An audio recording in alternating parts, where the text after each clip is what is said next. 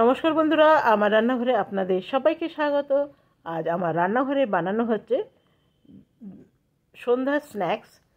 খেতে ভীষণ ভালো লাগে। সন্ধ্যাবেলায় আমাদের হালকা ফুলকো খিদে পেয়েই থাকে, তো মাঝে মধ্যে যদি এইরকম হয়ে যায় তো ভালোই হয়। তো আমি এখানে আজকে বানাবো পনির দিয়ে এগ রোল।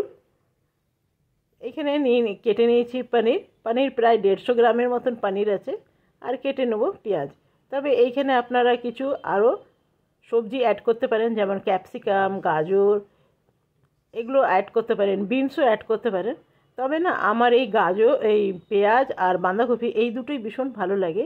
তো ওগুলো দুটোই আমার কাটা হয়ে গেছে। আর দিয়ে দিলাম এখানে 1 চামচের মতন কর্নফ্লাওয়ার, বেশি দেব না। আর এখানে জল দেওয়ার দরকার নেই, পানিরের মধ্যে যতটুকু জল থাকে ততটুকুই। দেখুন কি সুন্দর এটা কর্নফ্লাওয়ারটা মাখা হয়ে গেল। দেখছেন কি সুন্দর ঝুরঝুরে হয়ে গেল।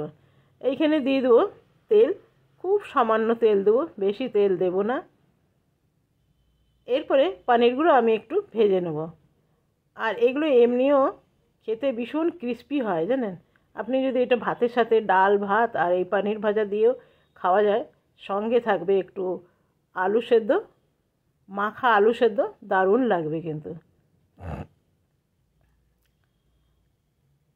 আর আমি এতটা তেল উঠিয়ে নেব, এতটা তেল রাখবো না, নিয়ে নেবো 1 চামচের মতো তেল। এইটুকুই তেল আমি রেখে দিলাম।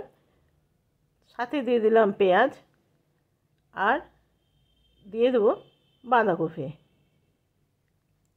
এই দুটো দিয়েই আমাদের বাড়িতে সবাইকার পছন্দ, আর আমারও পছন্দ। আর আমার এই পনির দিয়ে এগ রোলটা দারুণ লাগে। আপনাদের কাছে কেমন লাগে অবশ্যই জানাবেন। তো এগুলো ততক্ষণ ভাজা হোক, ততক্ষণ আমি কিছু আটা মেখে নিই। এইখানে সম্পূর্ণ এটা গমের আটা, কোনো রকম ময়দা নেই। তবে আপনাদের যদি আটা ভালো না লাগে সেই ক্ষেত্রে ময়দা দিয়েও করতে পারেন। এর মধ্যে দিয়ে দিলাম নুন, আর দিয়ে দিলাম একটু তেল, দিয়ে ভালো করে জল দিয়ে যেরকম আটার ডো মাখা হয় সেভাবে আমি এখানে মেখে নেব।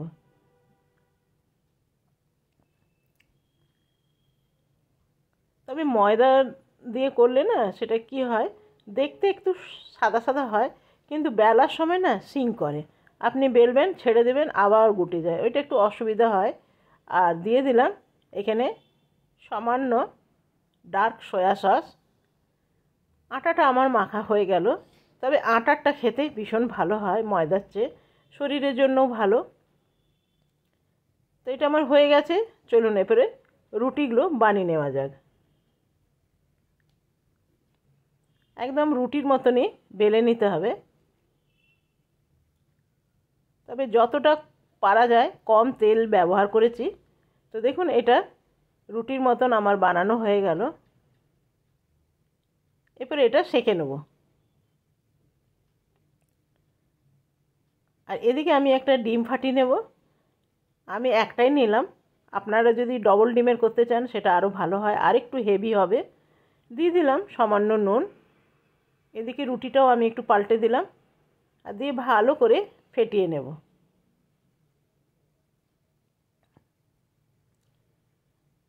রুটিটা আমার সেঁকা হয়ে গেছে।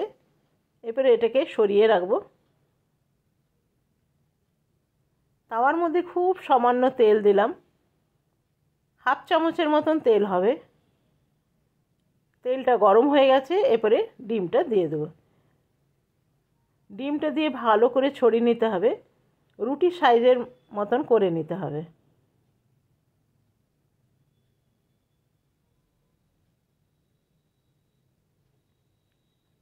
এরপরে রুটিটা দিয়ে দেবো, আর উপর থেকে আমি তেল দিলাম না। এই তাওয়ার মধ্যে যা তেল লেগে আছে সেটার মধ্যেই রুটিটা হয়ে যাবে। দেখছেন হয়ে গেছে। এরপরে এটাকে উঠিয়ে নেব। এটা হয়ে গেছে। আরেকটা আমি সেম প্রসেসেই দিয়ে দিলাম। এরপরে এর মধ্যে আমি কিছু সস দেবো, টমেটো সস, আর দেব গ্রিন চিলি সস। ব্যাস, আর কিছু দেব না।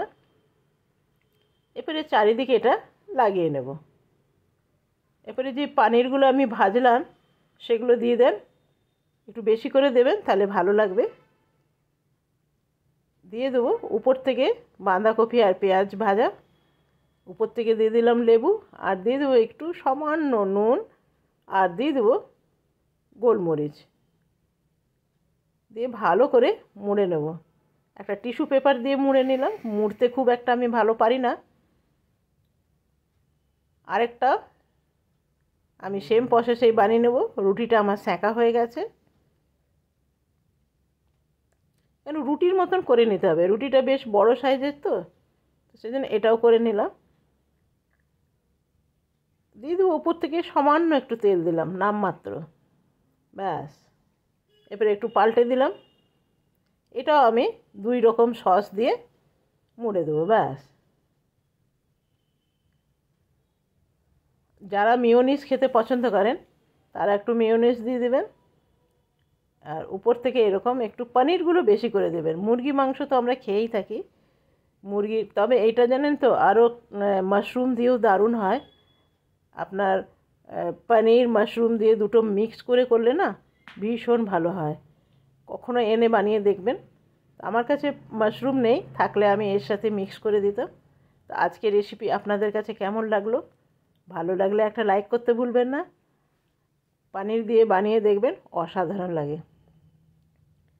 তো চলুন, কালকে আসবো আবার নতুন ভিডিও নিয়ে। আপনারা সকলে ভালো থাকুন, সুস্থ থাকুন। ধন্যবাদ।